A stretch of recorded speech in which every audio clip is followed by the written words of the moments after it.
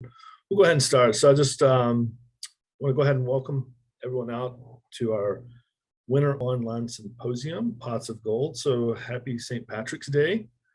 Hope everybody's having a wonderful day today. A couple quick housekeeping items for the symposium. We will be giving out certificates of attendance. And what we do is we pull the names from whatever you have up on the Zoom. So if you have, Star Wars rocks 1, 2, 3, 4, that's what will show up on your certificate. We really don't know who that is. Okay.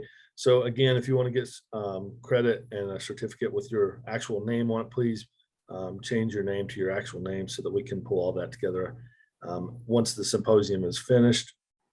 The other thing is as the presentations are going on, feel free to put questions in the chat and we'll do an answer session at the end of each presentation.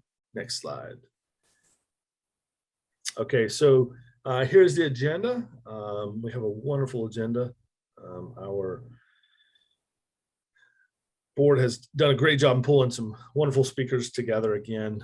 And so we'll go more into that when we do their bios. But again, we're gonna have little breaks kind of in between each session, just so you can get up and stretch a little bit.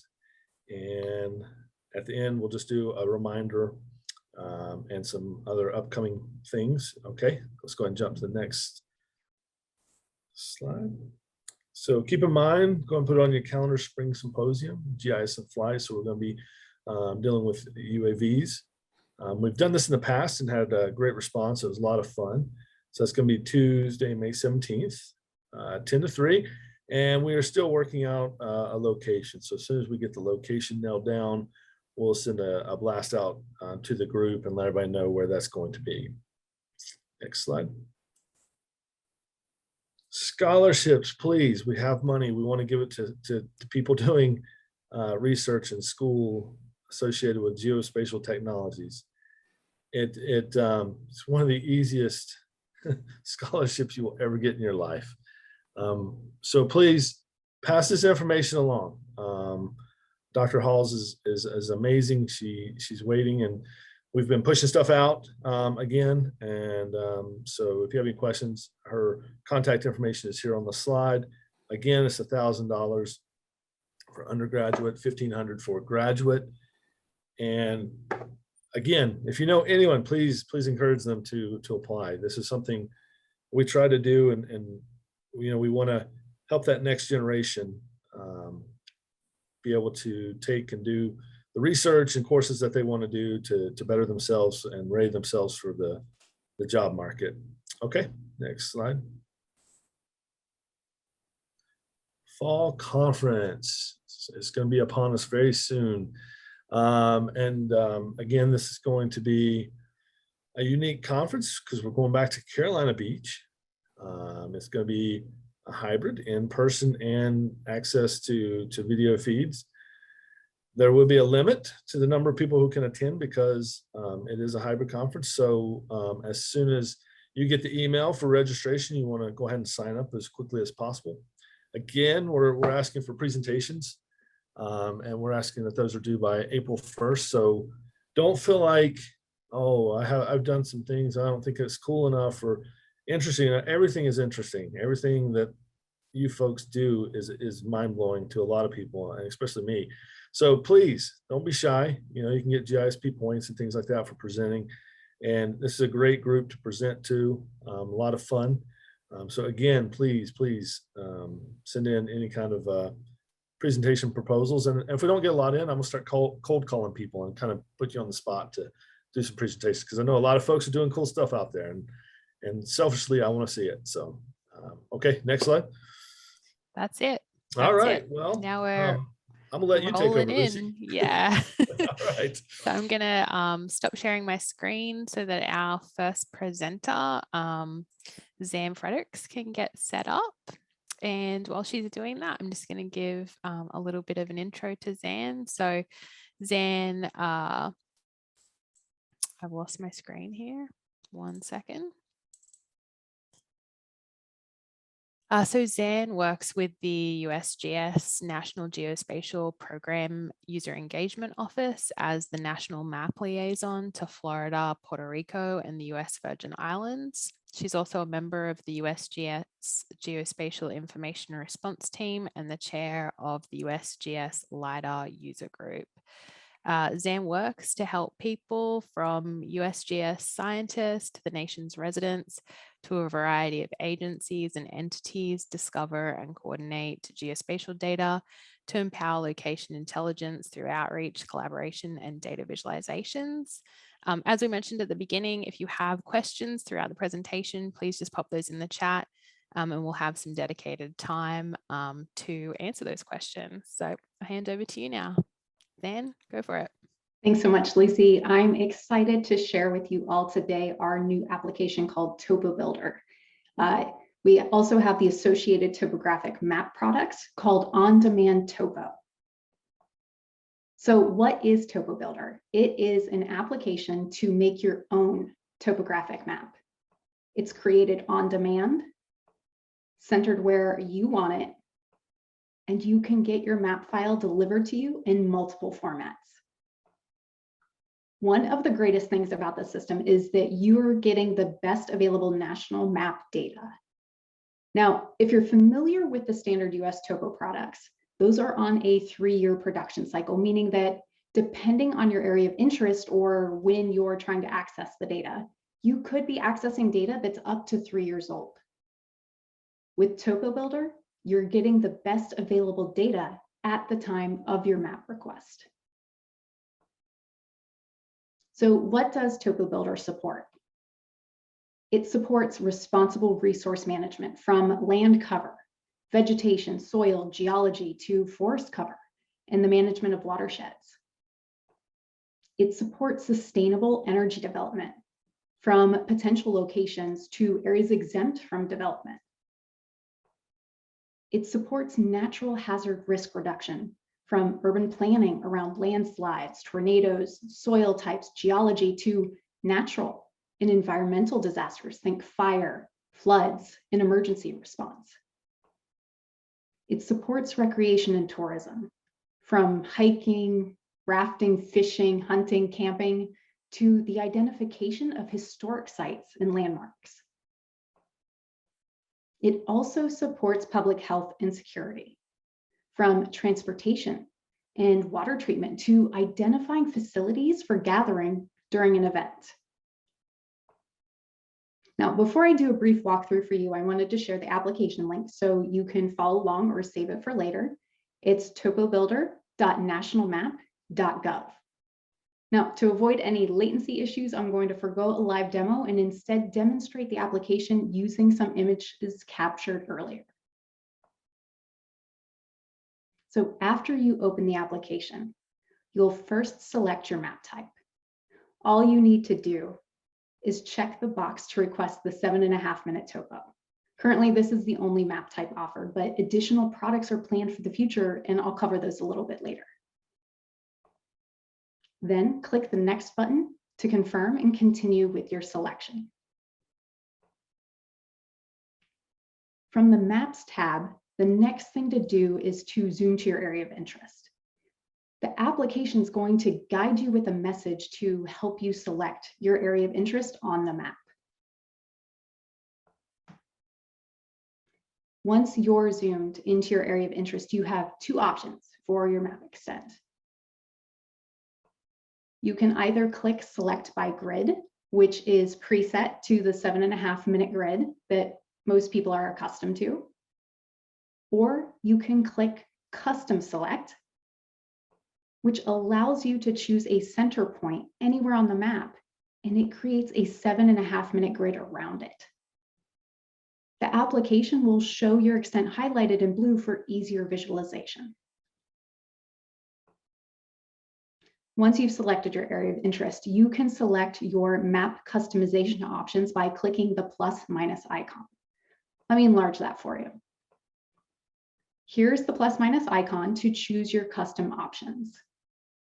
There are 2 different format options, a geospatial PDF and a GeoTIFF. Now, The geospatial PDF has limited mapping functions, such as find XY coordinates and measure distance, and it can be viewed and printed without specialized software, so this format's really ideal for non-GIS specialists. The GeoTIFF includes georeferenced information, so it can be used in GIS software as well as with image editors. The other customization currently available is contour smoothing.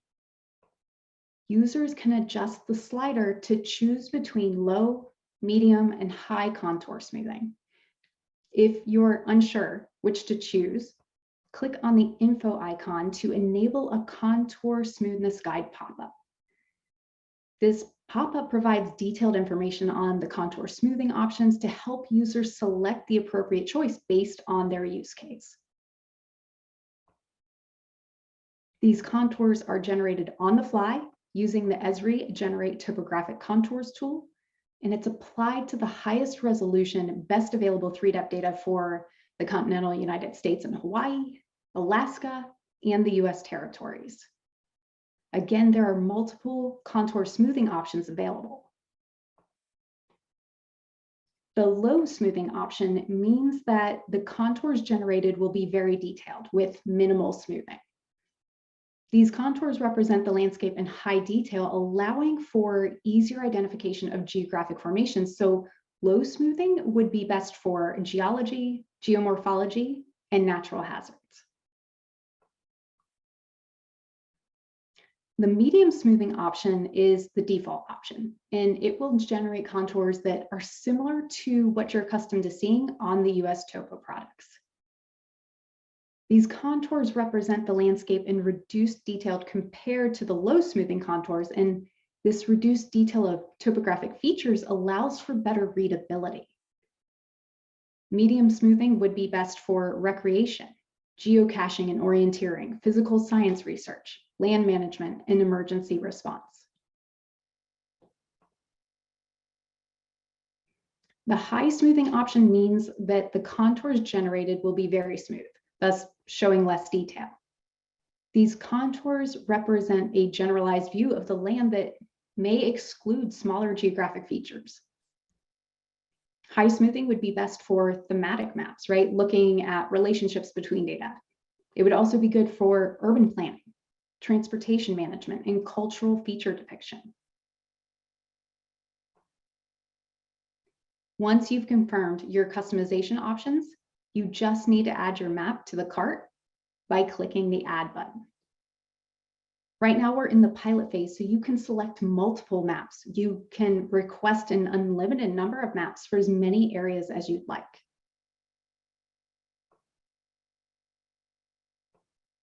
There's a counter next to the word cart that tracks the number of maps you have in your cart. And your selected maps and their customizations are listed in the cart, and you can always adjust your selections in case you've selected too many, or you want to change the contour smoothing or the format. In order to make these changes, click Edit Maps. From the Edits interface, you can use the trash can icon to delete your selection. You can adjust the format or change the contour smoothing. Just remember to click Save if you've made any changes to your maps. If you've decided that you don't want to make any changes, there's a Cancel button, and either of these buttons returns you to your cart. I also want to draw your attention to the user guide link in the upper right corner. I encourage you to visit this guide as you're using the application to learn more about the various functions. Once you've finished adding maps to your cart, click the Checkout button, and a dialog box will appear asking for an email address. Simply provide it and click Checkout. That's it. Easy as 1, 2, 3. 1, select your map type. 2, select your grid or user-centered extent and customization options. And 3, check out. So what happens next? You'll receive 2 emails. First, you'll receive confirmation that your request was submitted and the system will begin processing your map. This typically takes between 2 to 5 days, depending on the number of requests in the queue. Then you'll receive your second email once the map is ready for download. That second email will contain a direct download link that can be used to download the file. Now, these files are high resolution print quality, so you can use them for printing. It's important to note that the files will be available for 60 days. So be sure to click on the link and download the file within that 60-day window. Also, the link that you receive is shareable. So if you've created your map on a specific study area, you can share the link with your project team so they can download it as well. If you need help with the application, there is a lot of information on the National Map TopoBuilder webpage. That's the first link listed on the slide. There's also the user guide that I mentioned earlier. Remember, it's linked via the TopoBuilder application in the upper right corner. Now, if you've visited both the webpage and the user guide and you still have questions, then I encourage you to contact the National Map Help Desk. That's TNM_help@usgs.gov for assistance. So you may be wondering, what's the difference? What makes OnDemand Topos from TopoBuilder application different from US Topos? Well, here's a popular place called Horseshoe Bend within the Glen Canyon Recreation Area on the Colorado River. US Topo maps are split up around the bend. The US Topo products are a 1 to 24,000 scale topographic map produced for the continental United States. They are free and immediately downloadable, but there are no customization options, and they're created in preset 7.5-minute quadrangles. They're created through a semi-automated workflow, with most of the manual components being tied to annotation and quality assurance review and checks. 1/3 of the country is produced each year, so the maps are no more than 3 years old. But what if you want to see Horseshoe Bend in one single topographic map? With OnDemand Topos, users are still limited to the 7.5-minute quadrangle equivalent extent, but you can center your map. They're not limited to the predefined quadrangles of US Topo.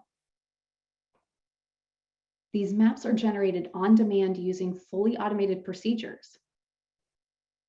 OnDemand Topos can offer more recent data than US Topo maps, which could be up to 3 years old. While US Topos and OnDemand Topos use a similar standard and specification, there are a few differences. Staged versus on-demand, quadrangles versus custom extent. There are differences in contours, potential differences in data, as well as differences in the availability timelines. When it comes to scales, you'll note the similarities. Just like the US Topo, the OnDemand Topo is currently available at a 1 to 24,000 scale for the continental US and Hawaii, at a 1 to 25,000 scale for Alaska, and at a 1 to 20,000 scale for Puerto Rico and the US Virgin Islands. And additionally, the OnDemand Topo is also available at the scale for some additional US territories. The US Topos are only produced at these 3 specific scales, while the OnDemand Topo is being developed to offer multiple scales in future releases. So let's compare the actual map products, from the logo or identifier to the credit note, from the labeling to the contour and trail symbology. The OnDemand Topo products have a similar look and feel to US Topo maps, while offering some customizable options and enhanced capabilities. Let's talk about the timeline of those enhanced capabilities. Right now, we're in early 2022, so we're in a limited public pilot phase to support USGS evaluating user demand for on-the-fly custom topographic maps. During this phase, user-centered extents as well as contour smoothing options are available at that 1 to 24,000 scale for CONUS, with additional scales for Alaska and the US territories, all in geospatial PDF or GeoTIFF format. Going forward, the team is looking into additional options. The first would be allowing users to select which layers from the national map they'd like to include in their on-demand topo product. The right image shows the various layers currently available in the geospatial PDF that you can toggle on and off. Well, a future capability would allow you to uncheck which layers are deemed unnecessary by you, and they'd be excluded from the output product. The team is also looking into the security and rules around allowing some user-added content, whether from web services or uploaded data. Another consideration is multi-scale products, with the 1 to 100,000 scale being the first, and it's anticipated in late 2022. For future releases, quite a few additions are being considered. The team wants users to select a truly custom area of interest, so not limited to the 7.5-minute extent, nor the 30 by 60, except for the 1 to 100,000 scale. Think county-based or maybe watershed-based, even hazard-based, perhaps the extent of a fire during emergency response. It would also be great to have a GIS data download capability. There are TopoMap vector map products for the US Topo, which it's essentially a geodatabase that you can download for any associated US Topo map. And the team would like to do the same thing for the on-demand Topo maps. They're looking at GeoPackage as well as ArcGIS for the GIS data download. Again, that's a future capability that's being considered. There's desire to integrate a print capability with the USGS store so that users can not only request the map, but also have the option to get a printed copy. Additional scales are planned, starting with the 1 to 100,000, and also a plan to look at various scales such as a 1 to 250,000 scale and up. Finally, the team is looking into the availability of different map types, whether geologic maps or maybe watershed maps specific to hydrology. Again, these are all in the future planning phases to be considered for future releases. Let me wrap up with some essential facts. TopoBuilder is currently in the limited time public pilot phase. TopoBuilder uses the best available data from the national map to create the on-demand topo products. Current customizations allow users to choose their file format, their area of interest, and the level of contour smoothness. For the future, additional customizations, scales, and map types are planned. With the TopoBuilder application, there is a turnaround window. So if you need an immediate map, remember that our US Topo staged maps continue to be produced and are still available as free and immediate downloads. So there's no waiting on those. Again, if you have feedback or need support or help using the application, or if you have questions about any of the associated map products, please email the National Map Help Desk. Again, that's tnm_help@usgs.gov. Thank you so much. Awesome. Thank you so much, Zan. That was so interesting. We do have, I do want to make everyone aware that Zan did post a link to the USGS TopoBuilder in the chat, as well as the TNM help email address and her email address at USGS. We do have a question from Andrew Edmonds. Believe Andrew's with the North Carolina Historic Preservation Office.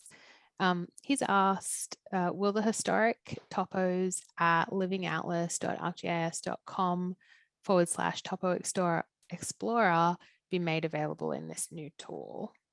Ooh, good question, Andrew. I'd be happy to get more information about that and get back to you. I'm unsure. My understanding was that it was focused on the best available data, but let me look into that. I'll get your information and I'll follow up with you.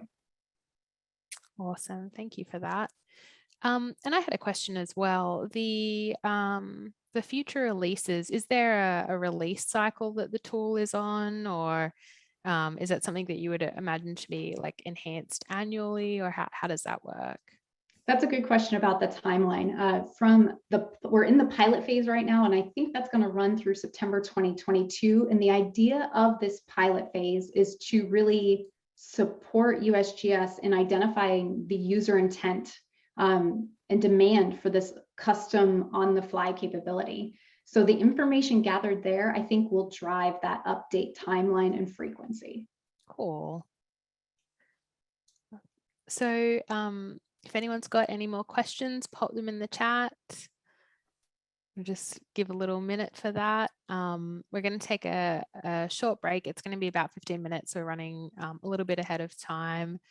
And we'll be back with Amanda Patton. Okay, we have another question that's just come through. So Julia Harrell, any estimate on when GeoPackage download is planned for? So I think, is that GIS data download? Certainly. Again, I don't have an estimate on that, but I'd be happy to get your information. Let's connect offline and we can get some more information for you. Awesome. Great. I think you are able to, in Zoom, directly message each other. So sounds like directly message Zan here, or hit her up at her email address. And yeah, great. Thank you so much, Zan. We'll be taking a little break now and back at 2:45. So we're nearly ready to resume. I do want to mention as well that we're recording today's symposium, and we will be making it available on YouTube for viewing later. So if you have coworkers, colleagues, that kind of thing that weren't able to attend today, but you see any content that you'd like to share with them, we will be making it available in that way. So I'm going to stop sharing my screen now. It's just gone to 45, and I'll, Amanda, if you want to get your presentation queued up. Sounds good. Cool. So Amanda Patton is a senior GIS specialist at Colliers Engineering and Design. She has 5 years of experience in GIS data creation and design with an emphasis on land records, creating tax maps, asset management, web and mobile GIS, ArcGIS online web applications, and fieldwork.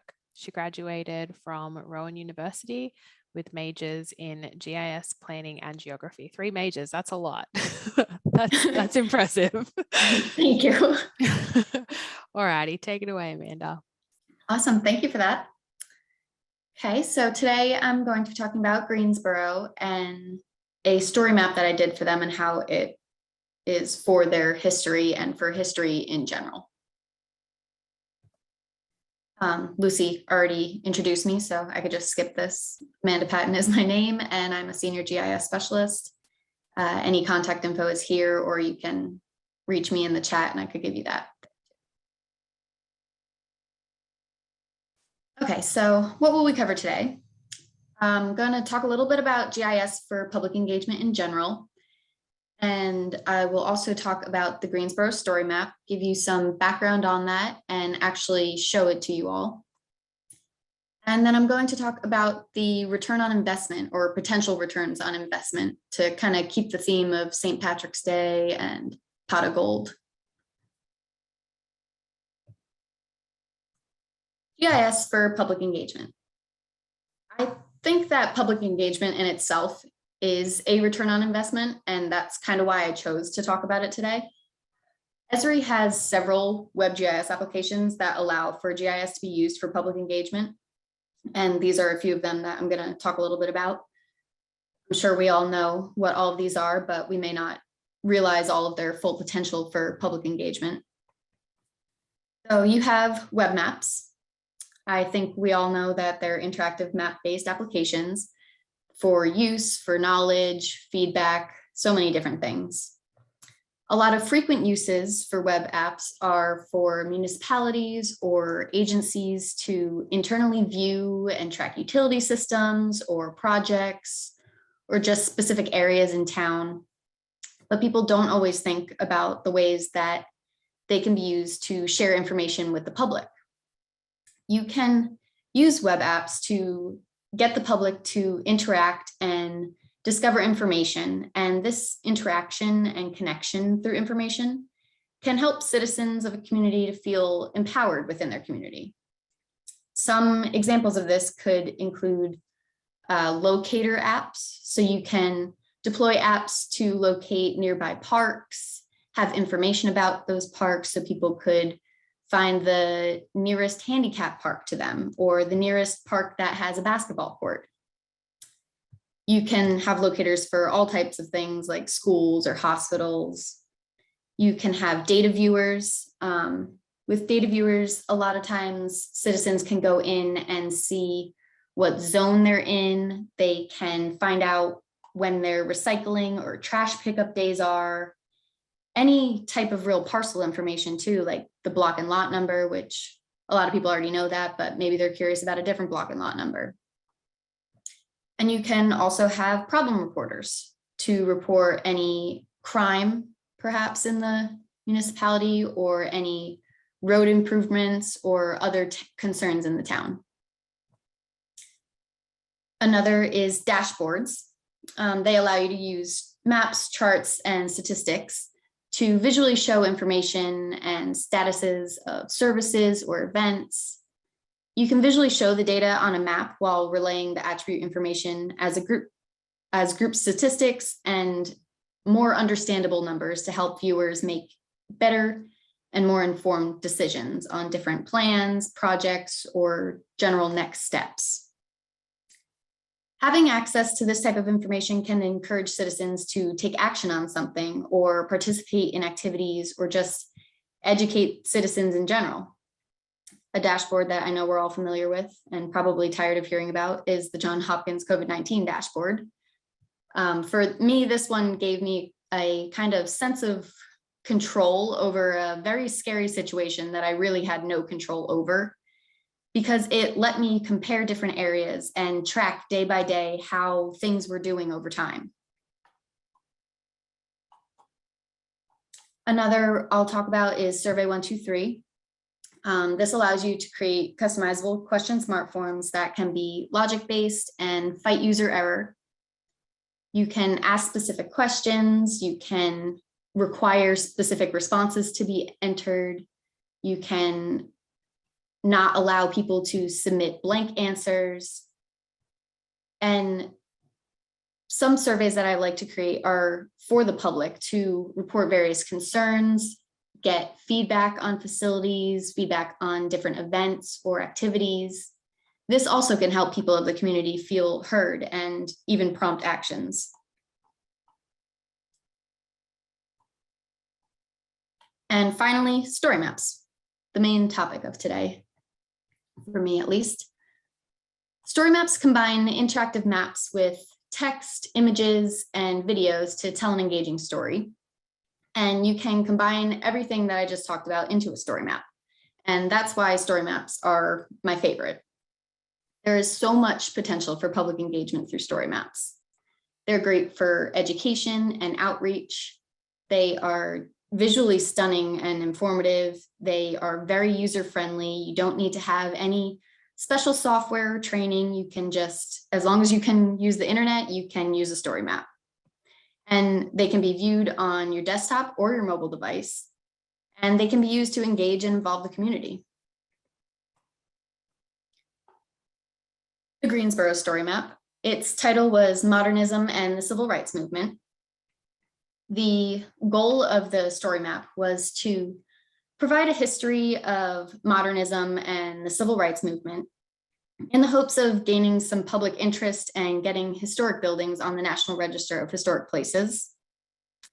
Many of the buildings in Greensboro played a big part in the history of the area, and they don't want to lose this history through the demolishing of properties.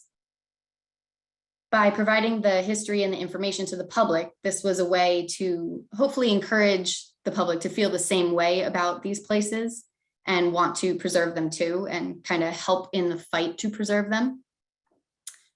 They also hoped through this story map to expand their knowledge of history of the area through the citizens who may have had their own personal oral histories that may have been passed down to them through their families.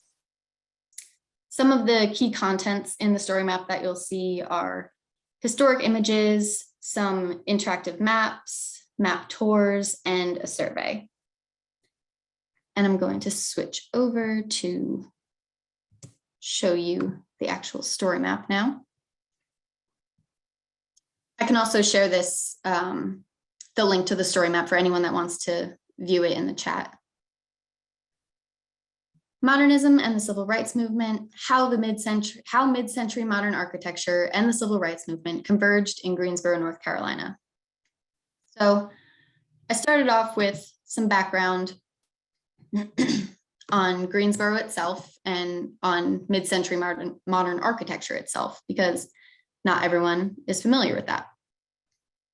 As you scroll down, you just get some really good images, actual images from Greensboro. These aren't images taken from some random website. These are actual structures that are in Greensboro.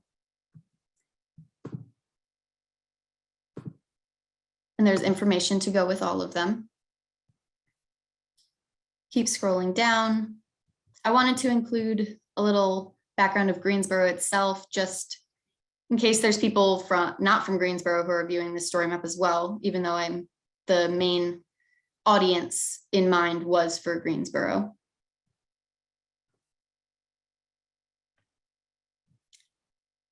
Included some information about key people, and these tabs up at the top help you to jump around so you don't have to scroll through the entire thing. You can jump to the pieces that you want to see. This is our first map.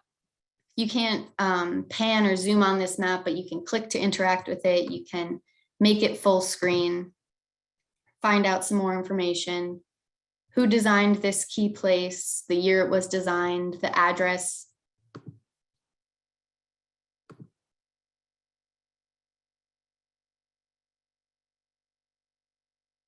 And then we get to our first map tour. So this is highlighting some of the key residences that had the mid-century modern architecture. You can see all the points on the map. You can scroll over that or pan over them. You can click on them. It will open information on the left side of your screen to tell you some more information about it. You can close that. You can even hover your mouse over the left side of the screen and you can click on it and it will zoom to your location.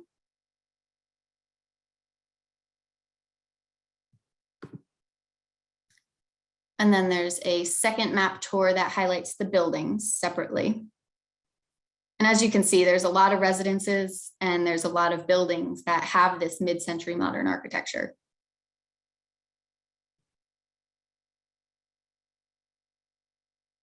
And then we get into its connection with the Civil Rights Movement.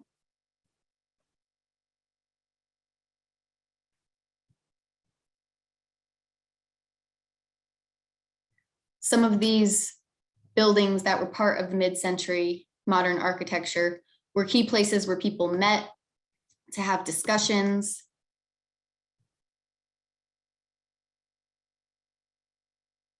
And they're just real key places in history, especially for the city of Greensboro. There's a section on the National Register of Historic Places, telling you a little bit of background on what that is and what they're trying to do to get these places on the National Register. And then there's a survey at the end so that anyone who has any information themselves about Greensboro or the history or related topics can give that information, and it will be vetted and could potentially be added to this story map.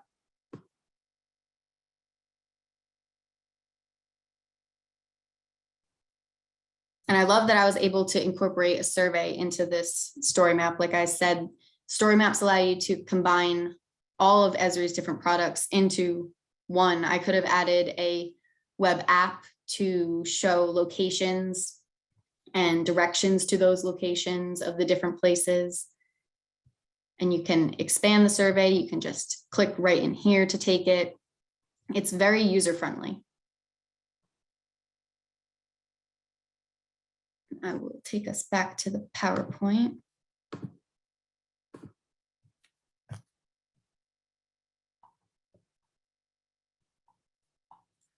So here I've listed some potential and current returns on investment that I think the Greensboro Story Map is providing. Currently, the Greensboro Story Map is educating the public by providing information that they may not have known, and they are promoting it. They are offering the information in a way that citizens can interact and connect with it. It is also preserving history. So there are things that happen in time that should just not be forgotten. And this story map is helping to make sure that it's not just by documenting the words and images for people to go on the internet and see and just read about, but to also visualize the story through text, through images and spatial maps that people can interact with, which provides a way for people to feel connected in some form and hopefully want to preserve the history as well and feel motivated to take actions to do so. Another current return on investment that I think the story map is providing is advocating for the importance of the civil rights movement and the role that it played and continues to play, specifically in the community of Greensboro. Bringing people together for a common goal, informing people, it's one of the most important initial steps in anything. I always think that if people don't know about something, they can't do anything for it. So just giving them that information is so critical. And all of these things together, they help to build a sense of community. It creates a bond between the citizens over this common ground, this information. They can talk about it, they can share stories about it, just something in common to have with the people who are living around you. And also just the fact of knowing that the leaders in the community care enough to share this knowledge with the public, that can make the citizens feel more connected to their community as well. Some of the more potential returns on investment that I could see, they're not necessarily, do I think they're actually happening or do I know that they're actually happening, but it's potential, are discovering additional histories from the public through that survey that I was showing you at the bottom of the story map. People can pass down personal photos, documents, oral histories, anything that they have physically or things that they have heard from their relatives.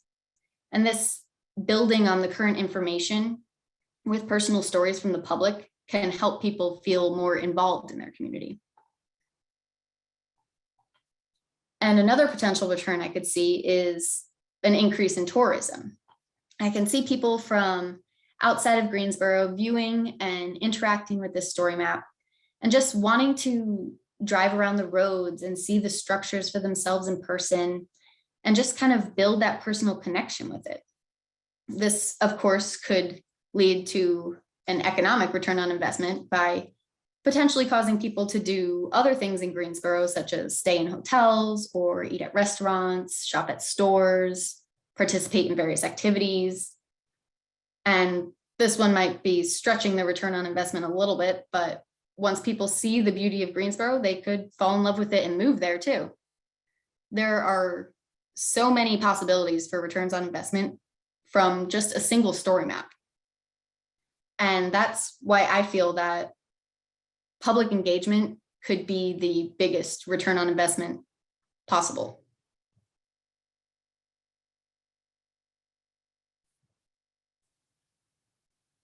And that's all I have for you today. Awesome. Thanks, Amanda. I definitely, when you're talking about tourism just then, I was like, okay, how far away is Greensboro from me? Just like quickly, like Google Maps, like how long could I do that in a day trip? Yeah, definitely. I think it was, excellent to point out that, you know, our theme today is, you know, we're kind of like St. Patrick's Day, pots of gold, return on investment, but that doesn't necessarily have to be a financial return on investment. There's, you know, a lot of different ways to see a return. So that was awesome. I think you had mentioned you were going to put a link yeah. to the story map in the chat. So Yes, I can I'm do sure that. that people want to go check that out. Let me just see if there are questions. I keep losing my chat, guys.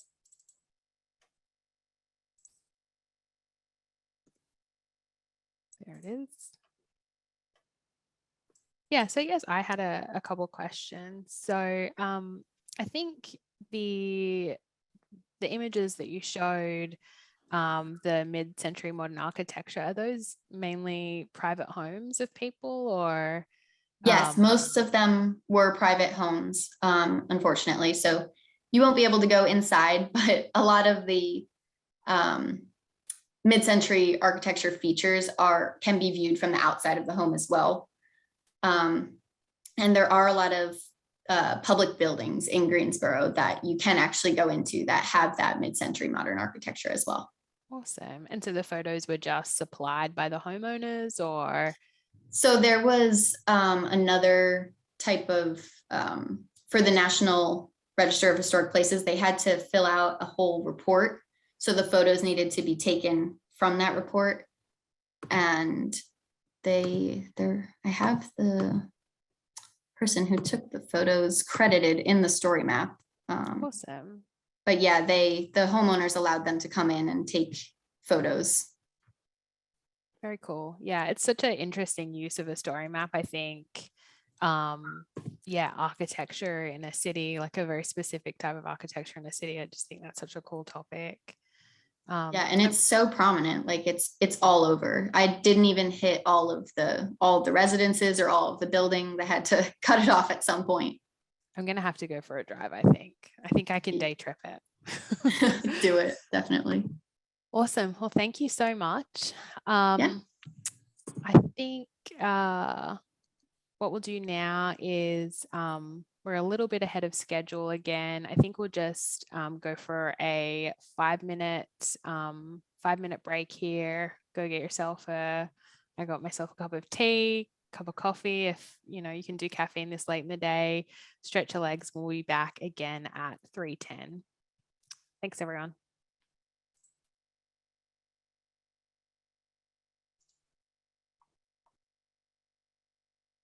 Hey, Josh, maybe we should put a playlist together for the next time so we have some elevator music breaks. There you go. I think Or you can just sing. How about that? one source does that love for us. Go for it, Yes, Josh. right? You start. No, Yes, no, you no, no. start. We'll have a karaoke session. Be a leader. I'll put in a quick call to Kent and see if we can't get him on the line. Oh, boy.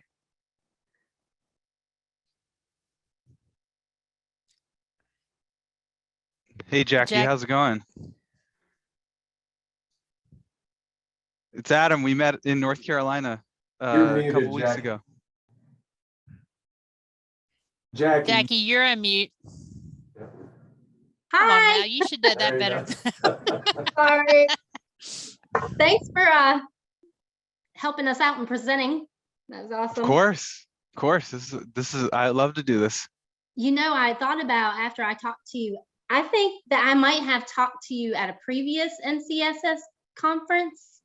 Did you have a table set up in the vendors area? Yes. Yeah. And were you doing digitizing before? Most likely. Yeah. Yeah. I think that's where I had talked to you. Okay.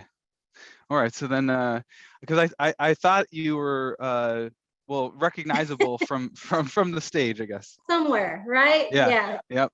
That made the most sense to me anyways. Yeah. I'm So gonna go off. actually, okay, no, I was gonna just mention, I don't know who else is left on here, but I listened to this interesting podcast earlier this week on geospatial journalism, and it just with ArcGIS or StoryMaps, it just made me think about the connection between what they were kind of presenting as geospatial journalism and what Journalism. StoryMaps can, or journalism, Yeah, that's Yeah. definitely. It's surprising to me how many people use the story maps that really aren't GIS based. It's like that tool that connects all types of people, I feel like. Yeah. So All right, cool. We'll see you in a pretty cool. few. Yeah. Yep. See you. All right, bye-bye. Hopefully I can get there. Yes, I'm good. I'm good to go. And Awesome. be careful. I can talk a lot. So Be careful what you wish for. Is that yes, the exactly right. No, I won't burn all the Game time. on. So just let me know whenever you're ready. Cool. Alrighty, I'll do a little intro if you want to share your screen, and we'll get the ball rolling here. So Adam Kersnowski is the co-founder and COO of Airworks. Adam leads the implementation of strategic plans for UAV operations within the construction industry, as well as overseeing Airworks' overall business operations. As a previous business owner and founder in both the construction and UAV industries, Adam has extensive experience in starting and running successful businesses from scratch. So maybe a little bit more of that financial ROI in your background there, Adam. And yeah, I'll pass it over to you. Thank you. Absolutely. Yeah. Thank you very much for the opportunity to speak here today.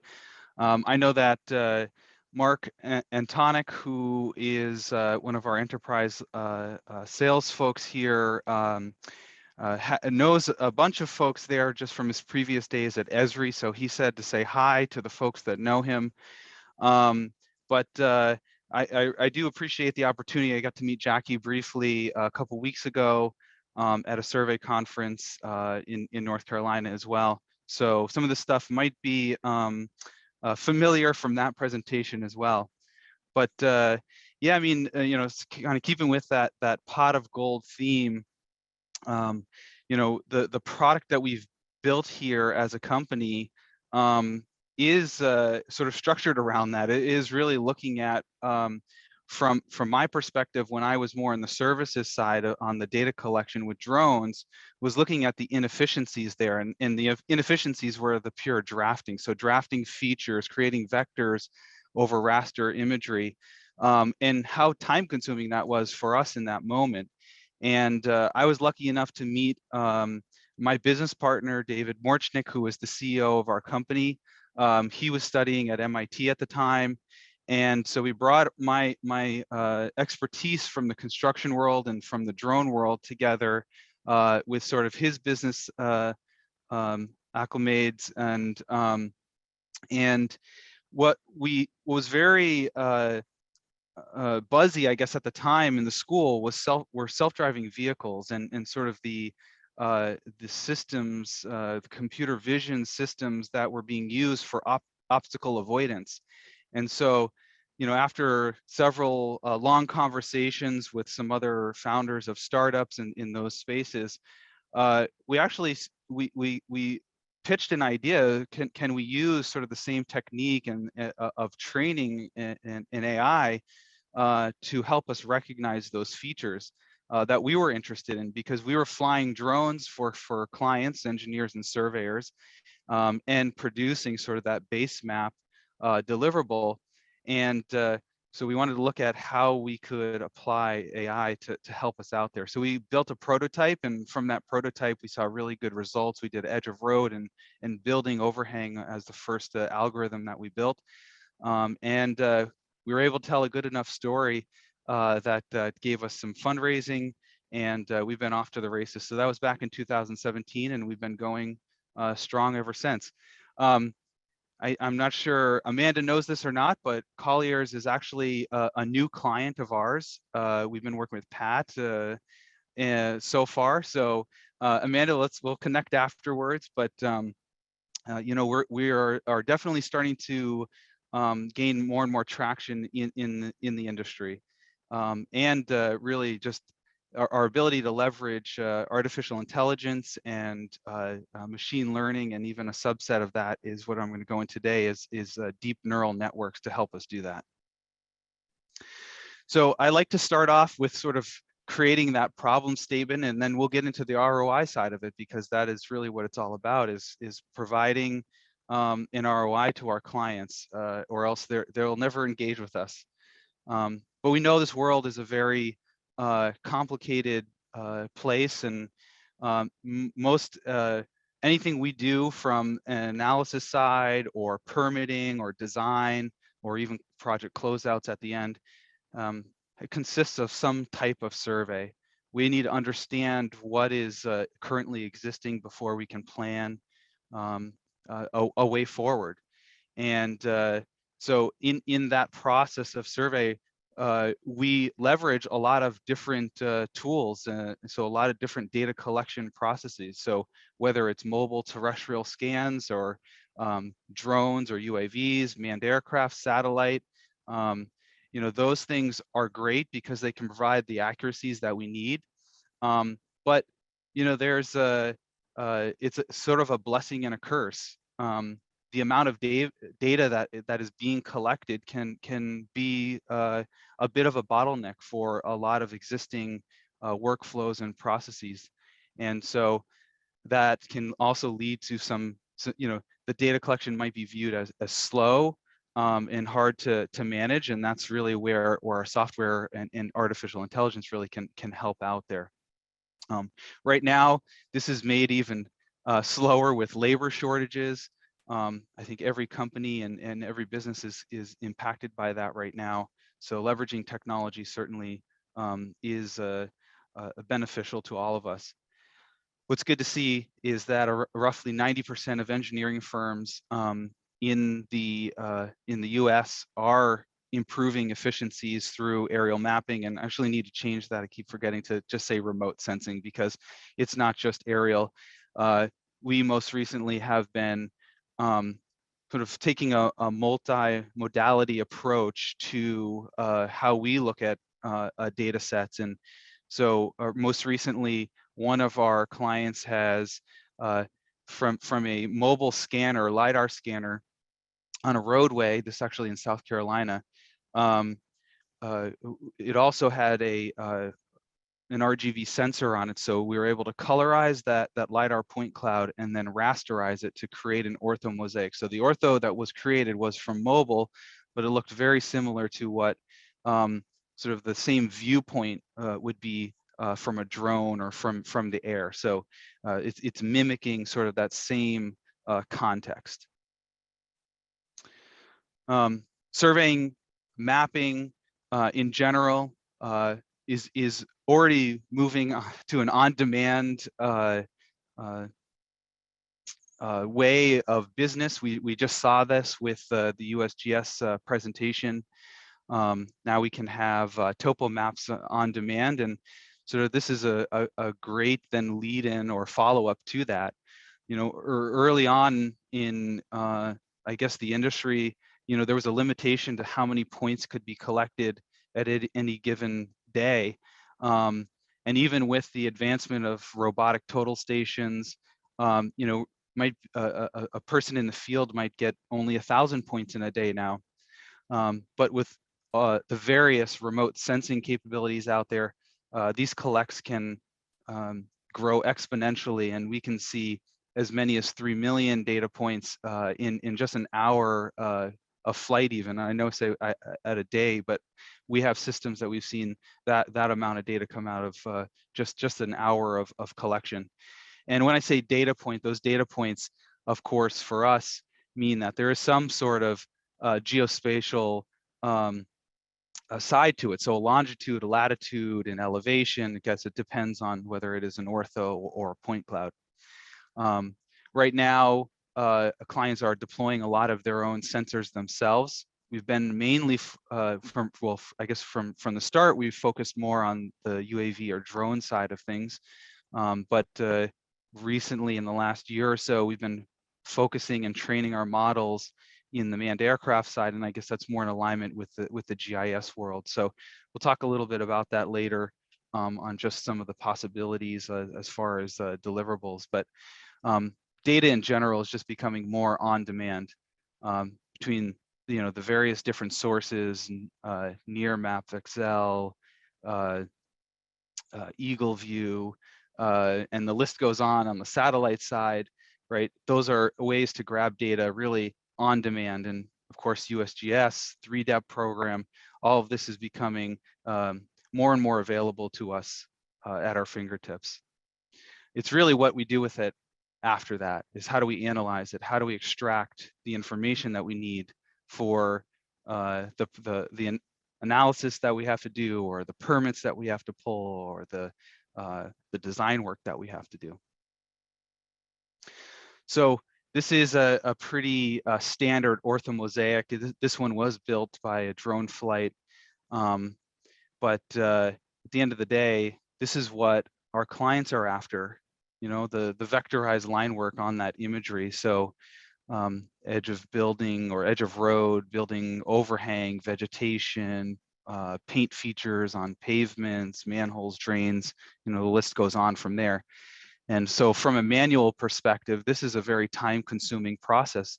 And to do this accurately, to provide the detail that's needed, it is a lot of labor, right, for a human to do. And we find ourselves now in a place where analysts are doing this, or professionals that have gone to school for quite a significant period of time and have amazing degrees, very well, or let's say well educated. I don't know if drafting parking lot lines in a large parking lot is really where that talent is due or best used. So this is one of the reasons why it's giving sort of that professional a bit of time back, so they can create more, they can build more, and sort of take that mundane sort of work off the plate. I mean, at scale is really where this makes a lot of sense. In general, this is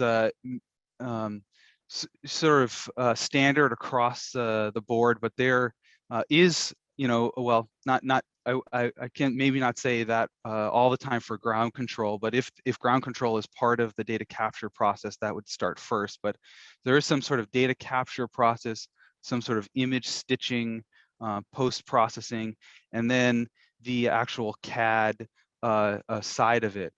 That in our experience, it has really become the most time-consuming portion of this entire process. So what would take a traditional surveyor 90 days to produce, let's say, a 300-acre deliverable or in existing conditions, now with the use of remote sensing can be drastically reduced. So you get faster turnaround times with less labor invested, and frankly, we find that our clients are charging more, or they're being able to offer discounts in certain cases so they can win more projects. So the benefits really help out the business model in general. So our company has built an AI software that helps us do that, of course. So some of the features, buildings, utilities, certain utilities, contours from the ground only, or just the DEM that we classify, and then any kind of road features as well. So that would include curb, sidewalk, and what features might be on that road as well. The different types of data that we deal with right now. So for looking at a 2D perspective would be that orthomosaic. A 3D perspective would be working with point clouds that could be from photogrammetry or from LiDAR. But we see small data sets at an acre or less, all the way up to thousands and thousands of acres or many linear miles of road. And so this is a very good use case to run that extraction on. So there's quite a bit of range. I'll talk a little bit later just about the R quality in general, and it usually revolves around the resolution side. So when we work with data sets that are half an inch a pixel, or that you could also view that as a ground sampling distance, if we're working with data in that side, it's probably more in alignment with survey grade, but working with data sets that in the 6-inch range is still possible for us, but that might be more in alignment with manned aircraft or satellite data. Our claim as a company is that we're within 2 pixels of whatever that imagery is as far as the vector that we are creating. So that gives us the capabilities to really work with a wide variety in resolution bands. Again, just as an example, a 10-acre site, let's say at half an inch per pixel ground sampling distance, could be equivalent to about 250 million pixels or data points. And that is really just hard to manage. It's hard for computers to crunch the data. So our system really allows the clients to still build the 2D and 3D data sets with the integrity that we need, but to really help on the management side or the ease of use. I want to talk a little bit now about just what AI is in general. These are subsets. AI is sort of that overarching term, right? A technique which enables machines to mimic human behavior. Subset of that is machine learning, which uses statistical methods to enable machines to improve with experience. And then deep learning is really what we leverage as a company, which is a subset of that.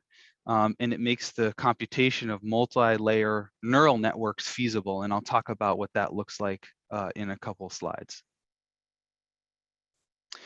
So the theory of AI and how we improve a prediction, and when I say a prediction is the line or the vector that's drawn over the feature that is we're interested in, really only improves with this virtuous cycle here. So when we take in new data sets from clients and we process that and we get an inference, and that could be sort of also viewed as a prediction.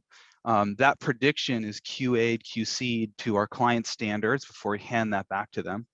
But from that standard, we have to convert that over to a training standard, and that training standard is a little different, right? We have to, when we convert it to the training standard, that's more in terms of how a deep learning or a deep neural network would want to look at that data.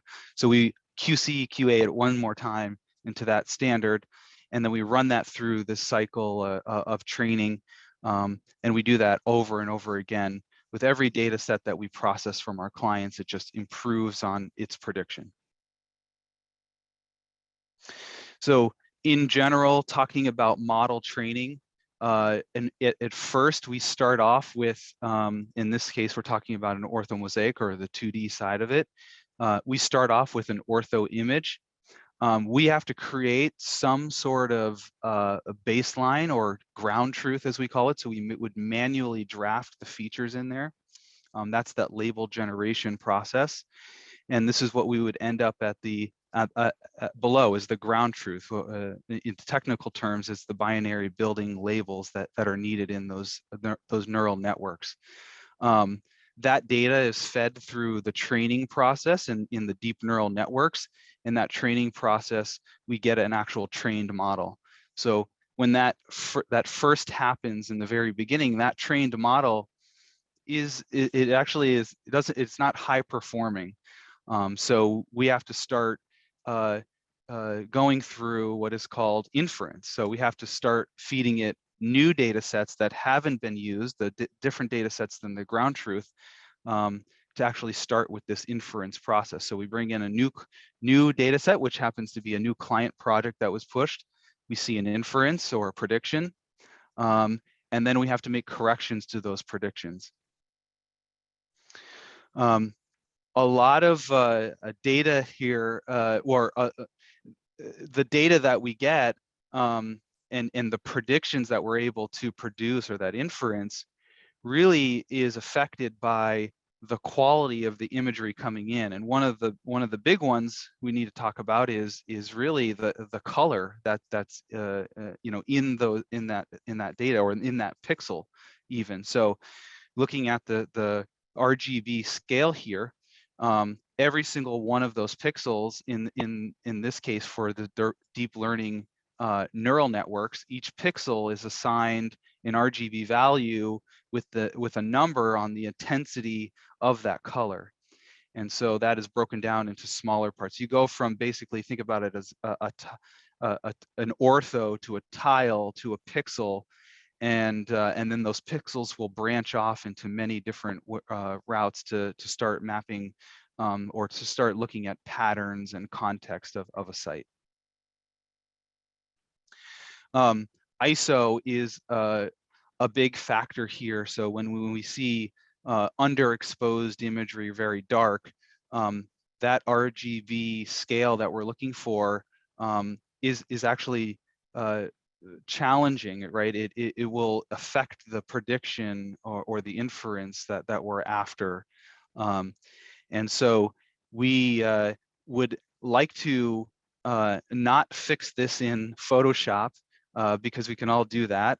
But we would like to collect the data in its natural form the right way from the beginning.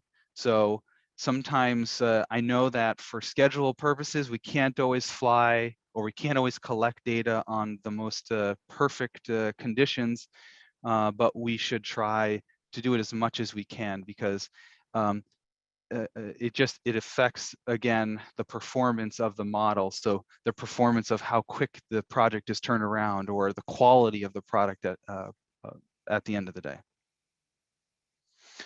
Some of the things that could affect processing this is specific to us, I would say. So the lean factor, our models are trained off of nadir imagery, so not off of oblique imagery. And so when we have projects that have a little bit of lean to them, our models might, in this case, in the box with the lean, the base of this building would actually be picked up in our vector. And what we're really after is the building overhang, not half of the building footprint and some of the overhang. So other things like no data regions on the outer edges of any ortho, you're more prone to having no data regions or obstructions, even just bad data collection processes that doesn't allow the imagery to be stitched correctly can interject no data regions, and those are tough to deal with. We as a company have taken the approach that in those no data regions, we actually call those out as obstructions. So if we make a prediction, meaning if we draw a vector through that, and there's truly no data at the in those areas, we call that out, so our clients have the choice whether they go back into the field or they might do a collection with a different kind of sensor, so they can, if they don't trust that. Distortions and artifacts are other things that will affect the predictions, and again, those can be dealt with in, again, best data collection practices. AI is measured really by something called intersection over union, and so this could be complex really when you first look at it, but what we're really after is a true positive, is the green, and a false positive where it is it's just been basically a feature has been misclassified. It is not the worst thing, but you just have to realign in that QC process to make sure that, well, we might have predicted a curb as a sidewalk, and we just need to readjust that classification. And then false negatives is what we're really avoiding altogether. And the better we do this iterative process, we can move away from as many false positives as possible. IOU is not the whole story here. So in cases where we collect, let's say 98% of a building, and in the picture on the left here, the blue line work you could think of as the ground truth. That's what we're trying to achieve ultimately. But let's say the prediction was the red line. There's a lot of extra nodes. The lines are not straight, but still the IOU number is high. So this could be good when we're looking at permeable surfaces where we don't really care about nice straight or square angles, but we care about a percentage of an impervious surface. That could be very good. But in other cases, that's challenging to work with afterwards. So there's a lot of work to do from a draft person on the cleanup side. So that's just one example of it's not always about the IOU, that we need to make it usable afterwards. An example of bad IOU where you have a 0, but it's actually very easy to fix would be on the picture on the right-hand side, where we can just drag the prediction, which is in red, over the actual manhole there. So where this relates to time and money here, the ROI, is that in features like roads, solar panels, water, buildings, and 3D segmentation. And 3D segmentation is really for us to get to that bare earth so we can produce a surface and contours. The higher performing layer here means that we simply have less QC work at the end of the day. And so a site where, let's say a 10-acre site might take an AI 30 minutes to process. The equivalent of that is about 20 hours. So you see about a 40-time factor of improvement there and just speed.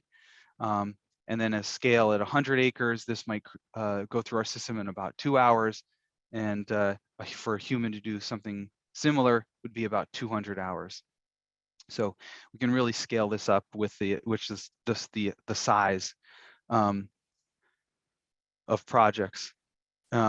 Here's some examples of just the amounts of data that we have to start with in building that first training model.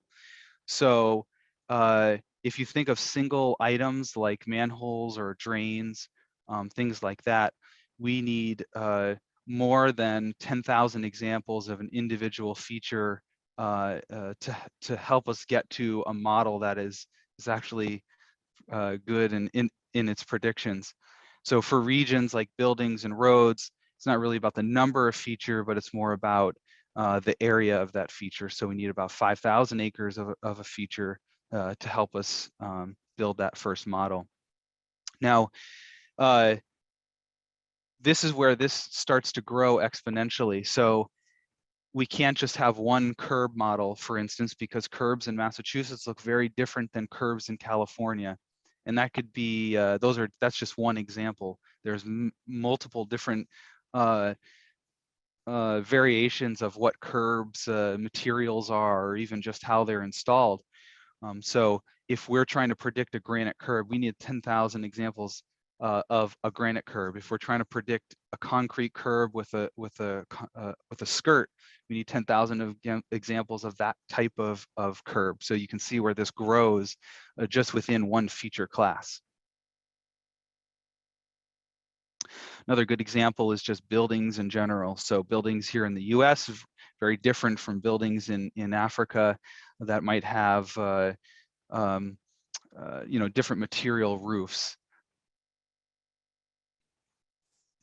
So I talked a little bit about this in the beginning, but whether we're working with very high resolution imagery at 1/2 inch, or we're working at greater resolution, this happens to be an example of manned aircraft at 3 inches.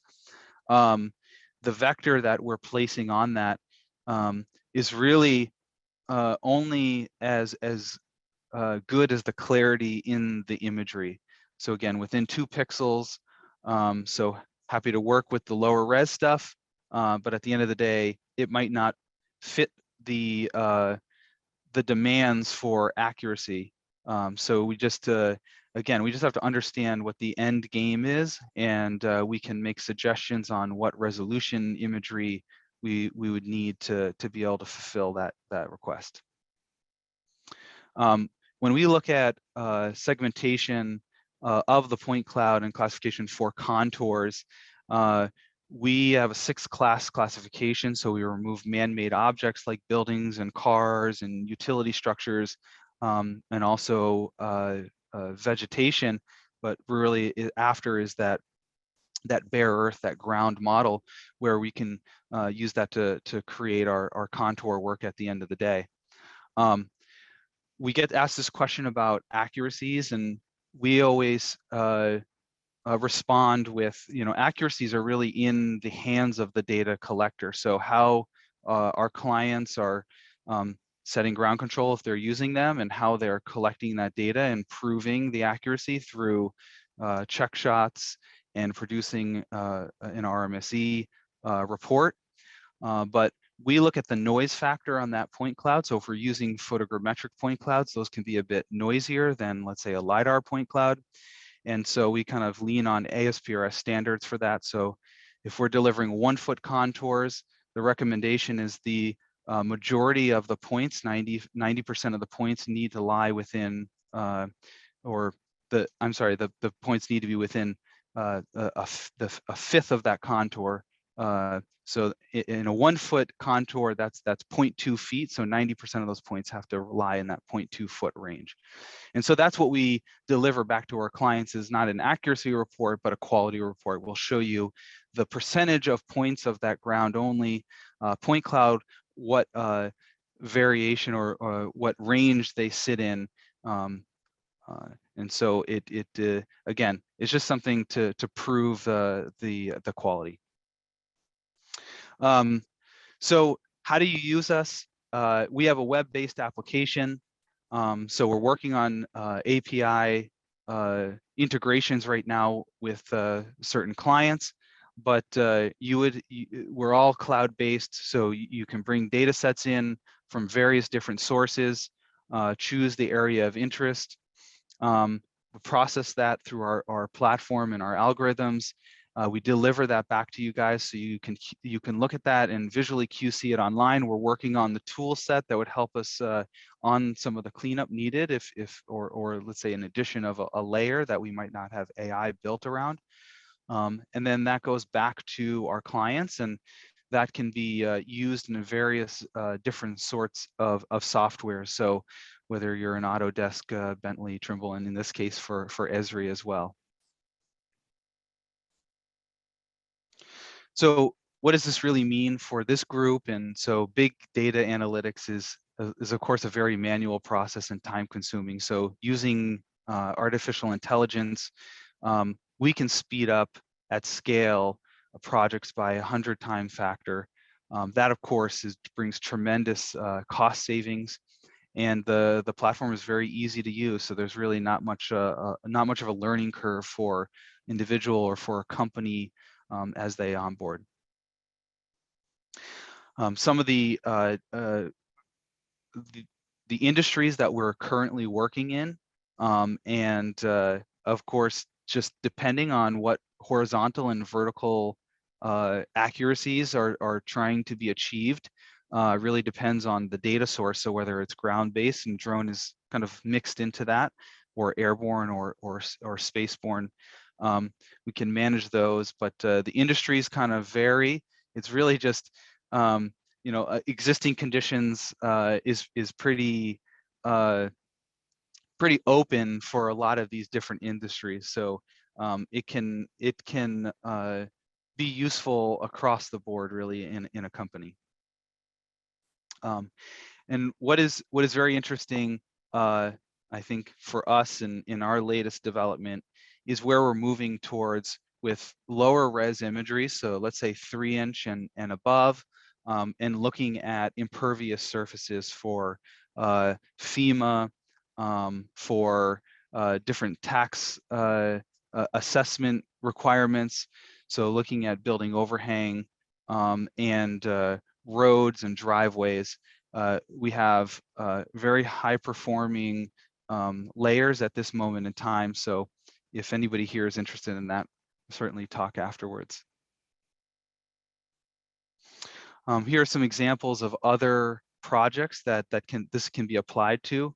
So critical assets, different types of commercial facilities. If we're in the renewable space, and it might be less about the density of features and parking lot lines. If it's more open land, that's fine. But again, at scale, this is just a very time-consuming process. So that's all I have for today. So again, I thank everybody for listening to me, and I open up the time for questions. Yeah, please pop any questions that you have in the chat for Adam. Jackie, I just noticed that your Zoom name is Clumsy McMuffins. Was that intentional? Or? I posted it on our Facebook page. Got it. To have your leprechaun. That's adorable. Adam, I loved your visual for the stormwater impervious surface. It looks very familiar. Yeah. Somewhere in Apex, I'm guessing. Probably. Mark helped me throw that slide together. Yeah. So it's awesome. Very cool. I did have a question. Sure. When you're kind of doing the data processing, are you guys utilizing like cloud processing power? I'm assuming that you are. Yeah, we certainly are. We're stacked on AWS, which is Amazon Web Services, and it is where our models, our AI is really running. But it also makes it much easier for our clients to interact with us.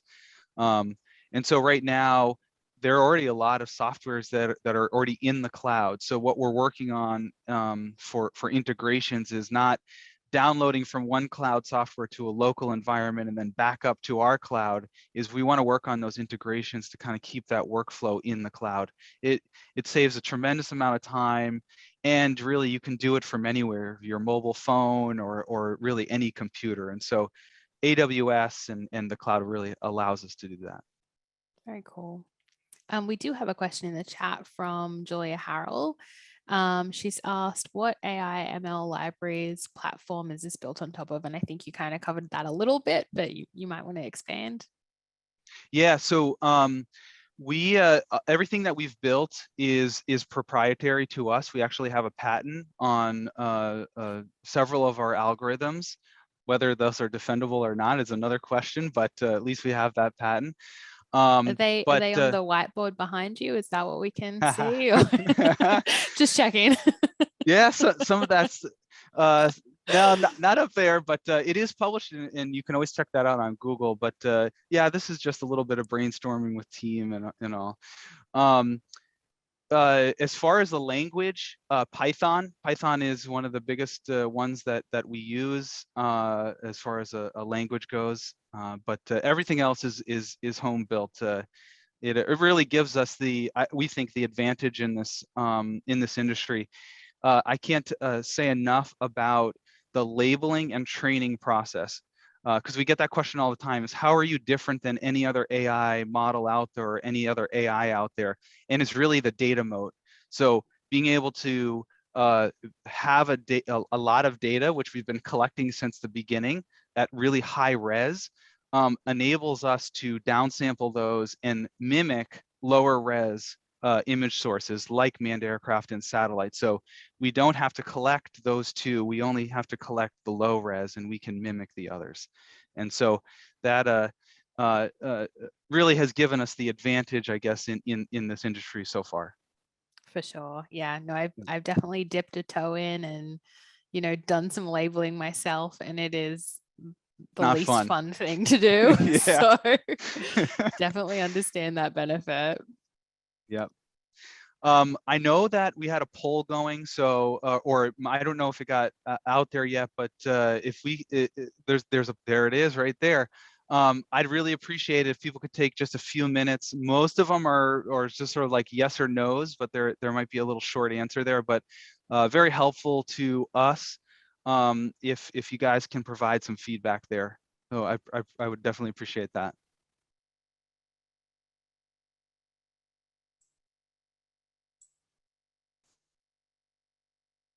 Oh, cool. Well, I wasn't expecting it in real time, but this is even better. Yeah, it's fun to see it come through. I always love Yeah. that as well.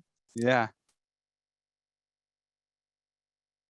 I think definitely if you're on the Zoom call as a co-host, you can't answer. So I saw Jackie lean forward and I don't know. don't click end poll, Jackie. Don't do it.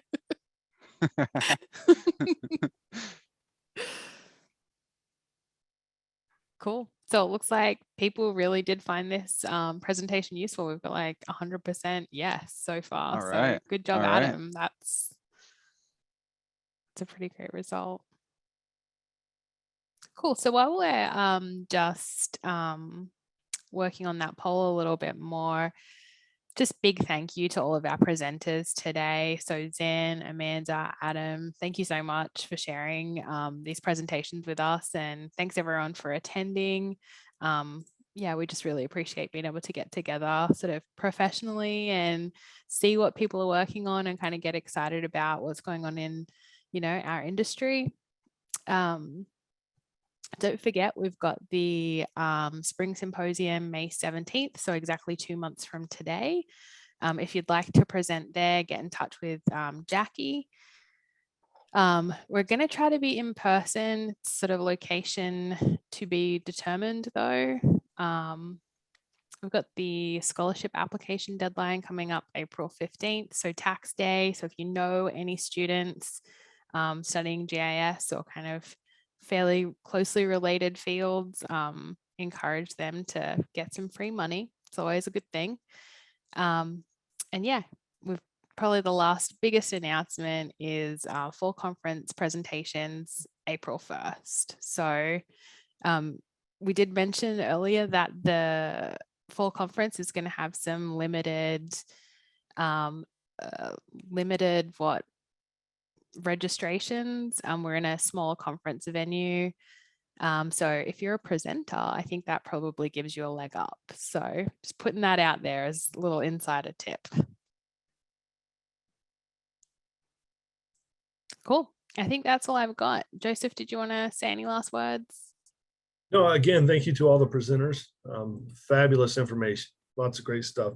I'm always amazed at all the things going on in the world of geospatial, right? It's amazing. Thank you for presenting and sharing. Again, there's free money for students. We're trying to give it away. Have them sign up. It's the easiest thing to get money. I'm telling you, it's not hard. The requirements are not hard. And again, we'd love to see more presentations from other folks too. So please sign up and be willing to present to the rest of this group. Again, thank you all for everything you do. Awesome. Cool. And these presentations will be available on YouTube. We've been recording kind of throughout this time. So you'll be able to watch things back if you've got questions. Cool. That's all I've got. Thanks, everyone. I will see you all soon. Bye. Bye. The, Bye.